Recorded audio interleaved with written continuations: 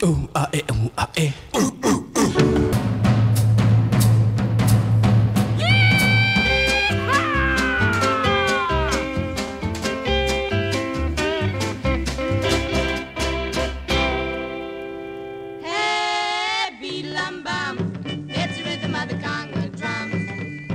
Got a rhythm beat that'll make your feet keep on moving to that rhythm beat. Hey, beat-lum-bum, from early morning till the set of the sun. Both young and old just rock and roll to the rhythm of the beat-lum-bum. We party all night and we learn all day. We have symposiums, so you can learn about whatever interests you. You can learn how to play guitar, you can learn how to play ukulele, you can learn how to do dances. And the dances are kind of themed each year. One year we had go-go, one year we had hula. This year we had Appalachian flatfoot dancing to go with the hula billy theme.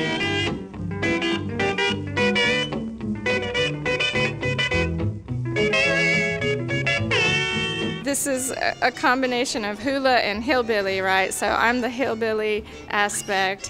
Flatfoot is a hillbilly dance, people from the hills of Appalachia, and it's the way that you get down with your hoedown.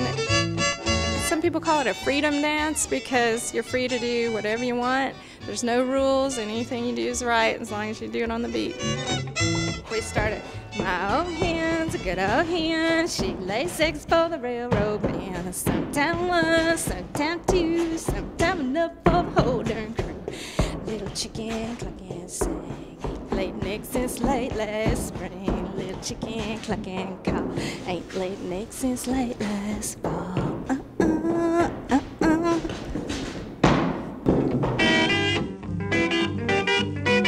I'm teaching them some very old school traditional Hapa Haole hula. So I taught them how to dance to the song, well-known song, Little Grass Shack. That boy that was dancing in the hula class, not bad.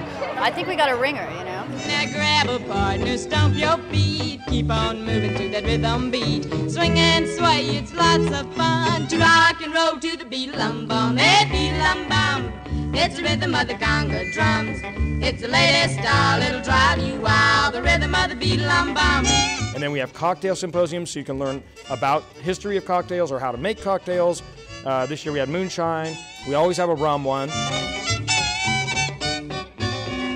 The connection between moonshine and tiki is not obvious at first. A lot of people are going to think that there isn't really much of a connection, but it turns out that since the 1790s, there's been moonshine in Hawaii, and it's been around more or less that entire time. It's been illegal sometimes, it's been legal sometimes, it's been in production and out, and now it's back, and we're lucky enough to have some of it here this weekend.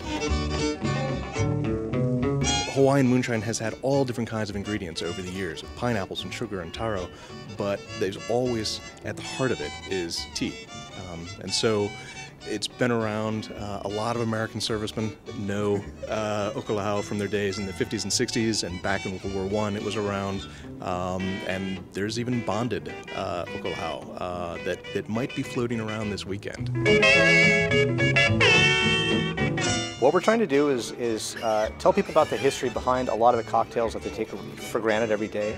Everything from a rum punch to an old-fashioned. It has a very good history behind it, has a fascinating history behind it, and it's truly part of the American history. And so what we're doing today is we're doing a combination of giving people the history, and the most important part is we're allowing them to taste the history. And then they can both get the flavor, understand why the spirits are used in these cocktails, and how the cocktails kind of came into existence.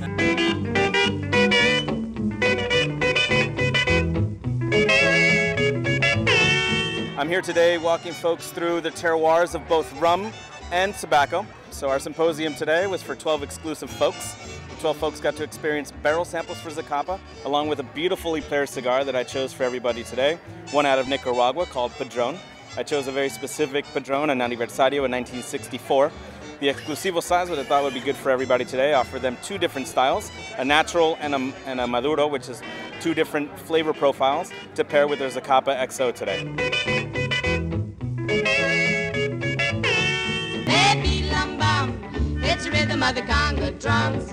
It's the latest style, it'll drive you wild. The rhythm of the beat-lum-bum. We think about this genre and we kind of explore it in different ways. So there's pin-up hair and makeup, for example, and that's something that really appeals to a lot of women. And so we think, well, what's the twist on that? Okay, this year we did a hula billy theme. Let's do the higher the hair, the closer to tiki gods, and teach women about bouffanting your hair, which is actually a lost art form in a way. Pretty, pretty, a baby sugar fine. You drive me right out of my mind. When you're in my arms, oh, this I wanna do. Pretty, pretty, I wanna make love to you.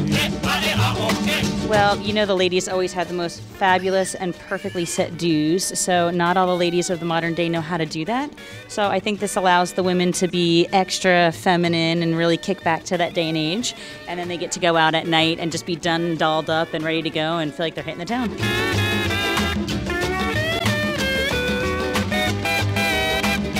Where do we stop when we're just doing the bouffant?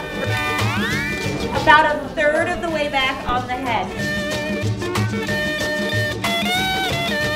And then you just kind of shake it a little bit. You might need a mirror front and back to get this perfect. I think with the symposiums, it allows people to actually acknowledge that we're not just here because it looks pretty, because tiki's pretty, and we're not just here to like booze it until we can't see anymore. What I love that Baby Doe and Otto have set up is that we are actually getting a bit of history involved. And you can see we had a full house. People care about this stuff in a really deep way.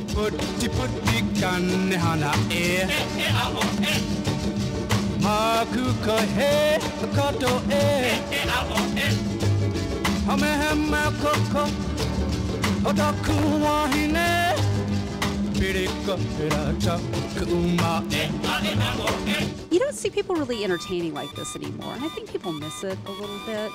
So hitting a little of everything from decor, lighting, sound, but a lot of recipes, cocktail, and some tips from experts back in the day. I think that people are looking not just for a tropical escape, but also a way to sort of escape into a past that doesn't really exist anymore. Pretty, pretty, baby sugar fine. Oh, you drive me right out of my mind. Oh, when you're in my arms, oh, this I wanna do. Pretty, pretty, I wanna make love to you. Pretty, pretty, I wanna make love to you. So we had Eric October this year that did a stamping class. So teaching people, hey, you see the art, why don't you make the art? And so, you know, it's a very open community that we have, and it's just something that I think everybody feels that they can be part of.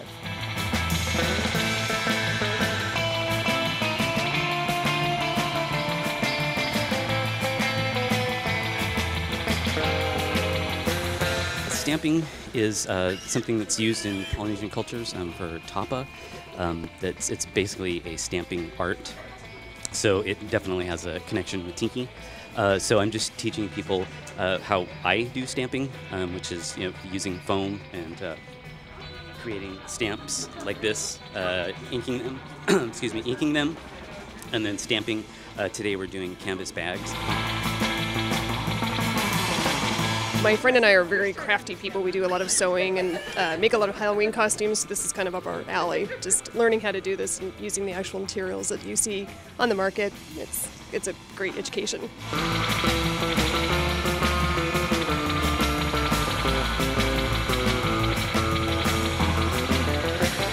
I'm from the Bay Area, so I know about Dr. Sketchy's back home, and I've done it there. It's really, really fun thematically. But I had no idea it would be at this specific convention.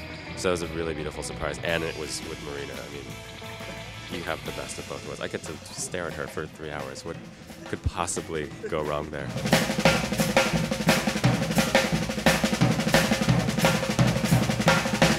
I think it's rather great to be able to do something interactive with the people that come, the guests that come, and it allows them to do something for for the event as well. They feel involved in that manner. So we get to do something and have a nice even exchange. They get to watch as I try to to help them out, to hold still and try to do something for them, and in turn they come up with some really amazing pieces. So it's equally entertaining from both ends.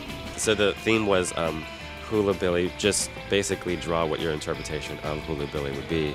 And in my case, a garden gnome like immediately came to mind, and I thought, well, why wouldn't it be a garden gnome with a hillbilly face and a beautiful hula body?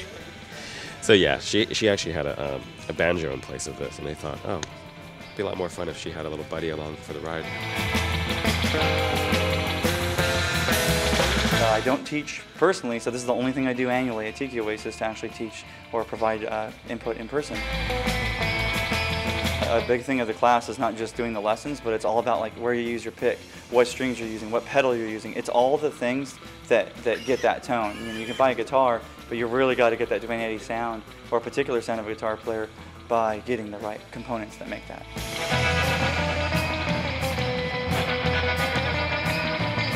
So I have a retro slideshow, and I was born to celebrate classic and kitschy American life and style, so that's what I am doing.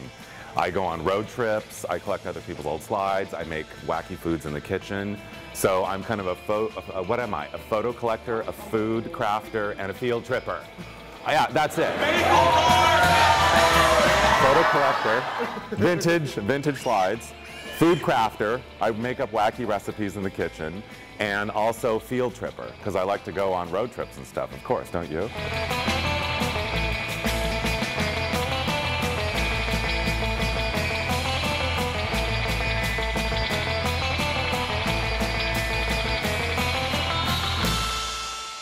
Ooh, ah, eh, ooh, ah, eh.